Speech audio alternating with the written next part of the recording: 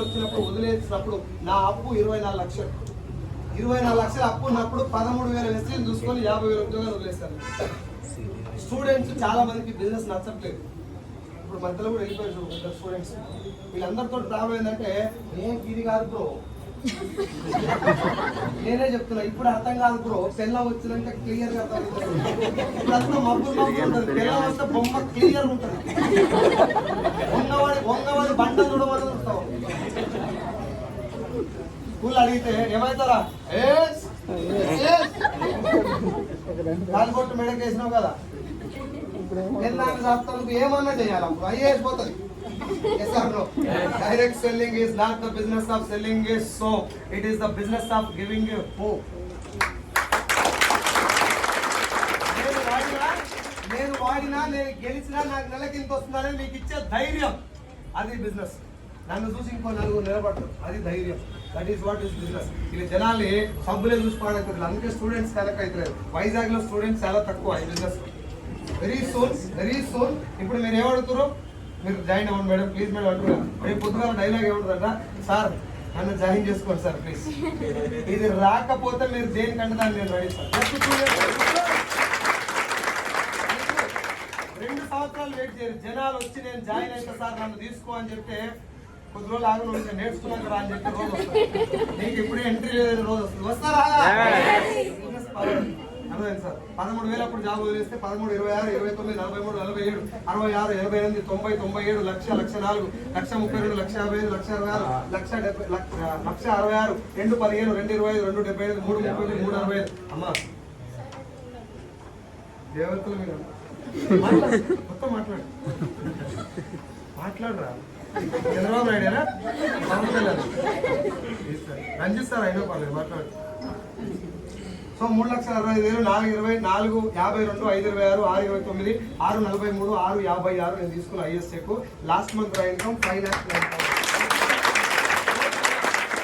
Total గా wastage ద్వారా నేను తీసుకున్న మొత్తం టోటల్ ఇన్కమ్ 1,10,00,000.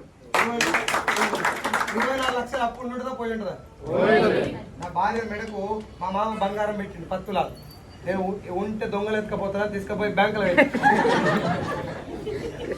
దొంగలు ఎత్తుకపోతాను కాదు, లోన్ పుస్తకాడు ఒకటే ఉంది, మిగతా మొత్తం కొరికినాం.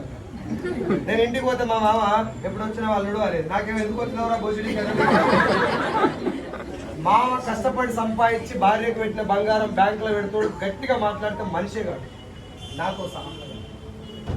నీకు చేతనైతే నువ్వు ఒక ఉంగరం పెట్టు, లేకపోతే ఏం చేయకు. కానీ మామది లోపల పెడతారు మనకేముంటుంది.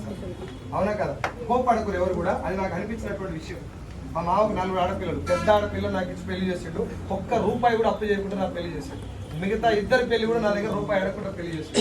గవర్నమెంట్ మీద అన్నం తింటే పైసలు ఖర్చు అయితే అని నీళ్లు తాగి పని చేసినట్టు మా మామ. అంత కష్టపడ్డ ఆయన బంగారం తెచ్చిపెట్టి మనం ఏం చేసినాం, కొరికి బ్యాంకులో పెట్టాం. ఇది నాకున్న బాధ. నా పిల్లలు చదివే చిన్న స్కూల్, మా నాయన ఉన్నటువంటి చిన్న పొజిషన్, మా అమ్మ కూరగాయలు అమ్ముతుంది. ఈ పొజిషన్ అంతా నన్ను ఎస్సీలో నిలబెట్టింది. నేను మేము అందరూ నవ్వుకుంటా జోకులు వేసినంత జోకులు అయిపోయి కాదు. ఒక్క పూట అన్నం దొరకకపోతే మామిడికాయ పచ్చలు, ఆవకాయ ఉంటుందా, నీళ్ళలో మొత్తం కడిగి ఆ పచ్చలు తిని పడుకున్నాను. That was my life.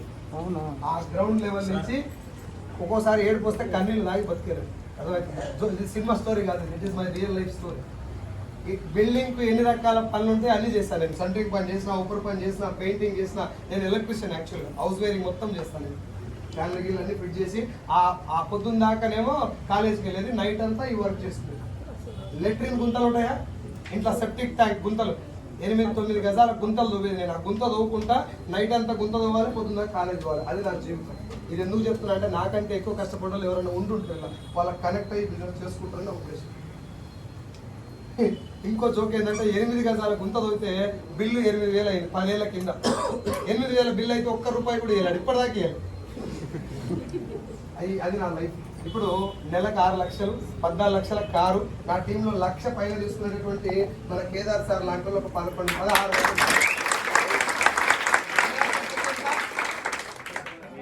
చెప్పలే ఎంత 1,89,000.